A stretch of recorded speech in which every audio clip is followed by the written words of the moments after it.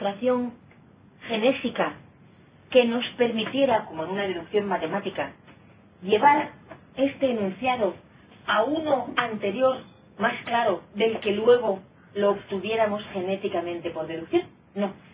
La demostración se basa precisamente en el carácter de vínculo imperativo que no puede ser desobedecido y que no quiere serlo y que no tiene por qué serlo, en el sentido justo de que su contrario es imposible. Eso es lo que se llama una refutatio electicos. No puede ser demostrado. Tanta es su evidencia que no puede provenir de una evidencia anterior, sino que tiene que ser mostrado que su contrario es imposible. Es imposible decir que lo uno sea inmutable, por lo que hemos dicho, porque el uno todo es lo máximamente divisible y la mutabilidad es la división, la generación y la corrupción. Una vez mostrado que esto es imposible, ahora entonces su contrario es el que debemos afirmar. ¿Cuál es el que debemos afirmar? ¿Os acordáis que el otro día lo hacíamos? ¿Y qué es lo que nos empuja? ¿Qué nos lleva entonces a pensar? ¿Cuál tendrá que ser la estructura de la realidad y la del lenguaje? Para que si sabemos que algo no es, podamos aprender de los errores y entonces saber que su contrario será verdadero. Si no fuera por eso, no podríamos saber nada. El otro día lo decíamos más poéticamente, no habría un solo beso del cielo en la frente de los mortales, ¿verdad? Cuando nos equivocamos, podemos saber que el contrario es correcto. Es una demostración por reducción al absurdo. Claro, esa reducción al absurdo es la que se llama en transcripción elécticos, porque no todo puede ser demostrado. Los primeros principios o las verdades en las que se basen las demostraciones, a su vez, no podrán ser demostradas, ¿verdad? ¿Y cuál es la diferencia? Ahora bien, sí, lo que me interesa de esto vuelve a ser el elemento. Por favor, reunid ahora también sincrónicamente nuestras sesiones anteriores, ¿verdad? En el mito no estábamos obligados, más que por autoridad. ¿Y por qué aceptaré yo que en efecto se separaron los cielos de la tierra y además en 5 días? Pues porque si no, usted no pertenece a esta cultura, se exilia y a tomárnoslo en serio, ¿no? Claro, no por esas cosas, pero la nuestra por otras muchas. O no alcanza trabajo, o no da test de corrección ciudadana suficiente, o no está usted bien visto. Es decir, por integración y por exilio. Aquí no. Aquí no podemos no aceptarlo. No apela a nuestro libre arbitrio ni a nuestro juicio. Produce, sin embargo, una paz. No tener que juzgar. No hay nada que decidir. Pues imagináis a alguien que dijera, o sea que la distancia más corta entre 2 puntos en un sistema euclidiano es una recta, ¿verdad? Y dije, un momento, yo no decido nada, voy a medir. Pues claro, estaba de centro de recuperación mental, o en fin, le pasaban cosas, o era un paranoico, y decía, no, yo es que si esta verdad es evidente y se me impone, yo no soy libre. Pero tenemos mucho cuidado porque no está apelado ahí el juicio, no tiene sentido. O bien se comprende o no se comprende. O bien se dice y se discute, no, pues entendamos por unidad otra cosa. O entendamos entonces por mutabilidad otra cosa. Y encima ocurren asuntos muy misteriosos con la experiencia de la racionalidad. Es estrictamente comunitaria.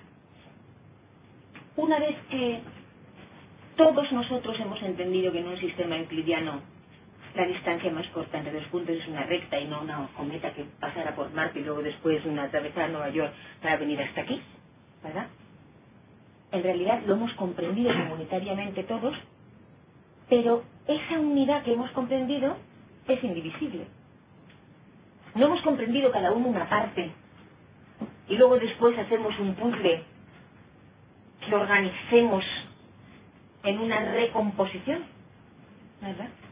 Sino que es un indivisible el que une, el que enlaza a la comunidad, igual que cuando se canta juntos, o se juega juntos, se piensa juntos, con algo que no tiene ni que ver con el poder, ni que ver con...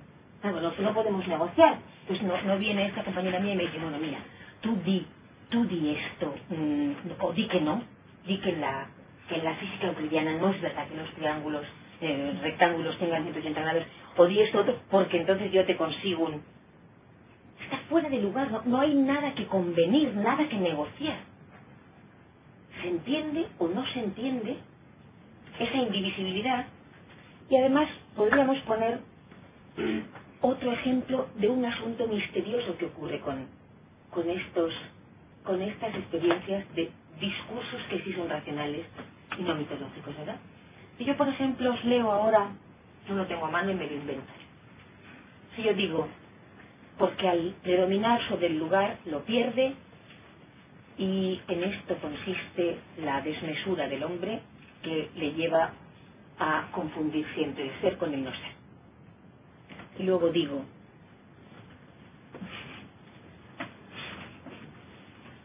y polvo, sudor y sangre, el Cid cabalga. Y luego digo,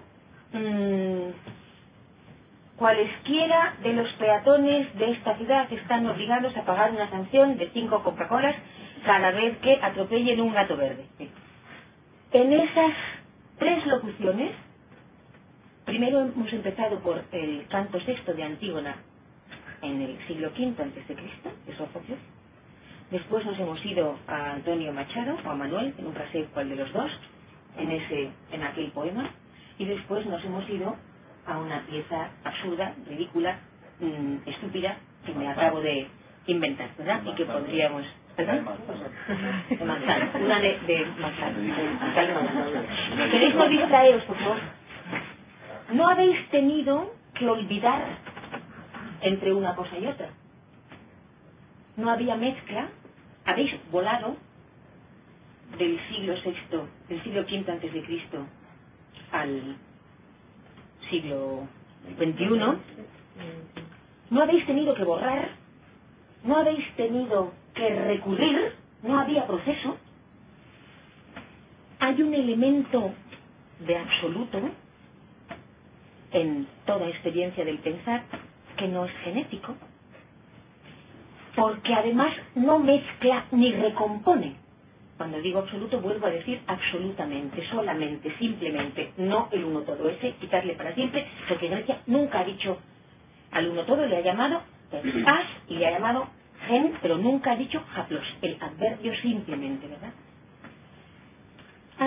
Y termino con esto, este asunto. Hace unos años hubo en el Palacio de Cristal del Retiro una exposición de olores. Y uno iba, había olor de magnolia, de rosa de té de Alejandría, de datilero de Murcia, Entonces, resulta que al tercer olor todo era una especie de pachuli, incesto espantoso y te desmayabas, porque no había memoria del olfato. No tenía posibilidad de distinguir, de diferenciar, de delimitar. Lo juntaba en una amalgama como el mal pintor que termina haciendo color pardo caca, decimos, ¿verdad? No, que no me gusta, entonces quito el verde y luego el azul y al final hay una mezcla bochornosa en la que ya todo está sucio. Al pensamiento no le pasa nunca eso. A la visión tampoco. La visión distingue y al sonido tampoco. Nosotros, claro, habrá otras culturas muy probablemente que hayan desarrollado esos otros canales de percepción, ¿verdad? El pensamiento no se mezcla.